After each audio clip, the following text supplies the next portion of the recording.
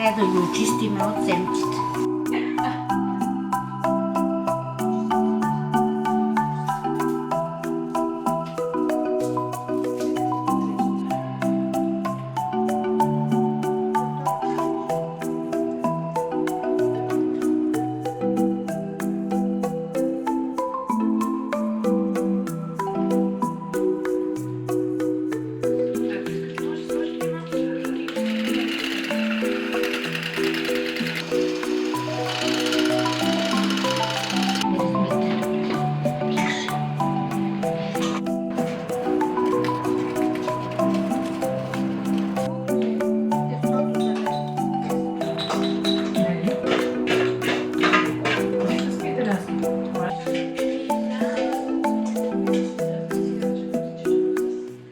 Колко пъти си правила така сладкиши с сливи?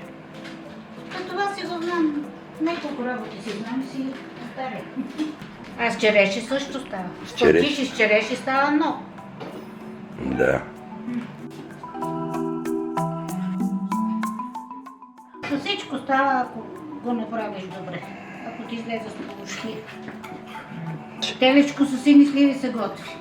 Козуначено руло с сини сливи, орехи и масло. Лънка. Във всяка слива се слага ядка, орехова ядка и се пуска в захарен сироп по рецепта и се вари и става разкошно сладко. Обаче сега този вид сладка не знам дали ги ползват много. Аз не съм виждала такова. Едно време правеха страхотни сладка, а сега не са така на мода.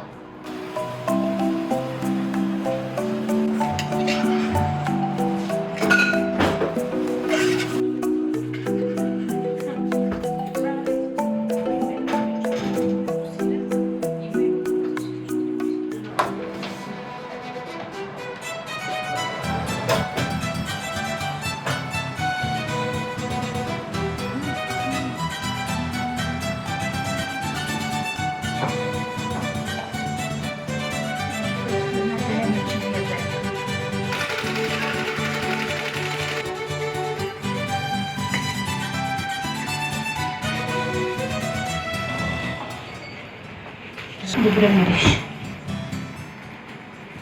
И сега ми не научи нещо баба ти.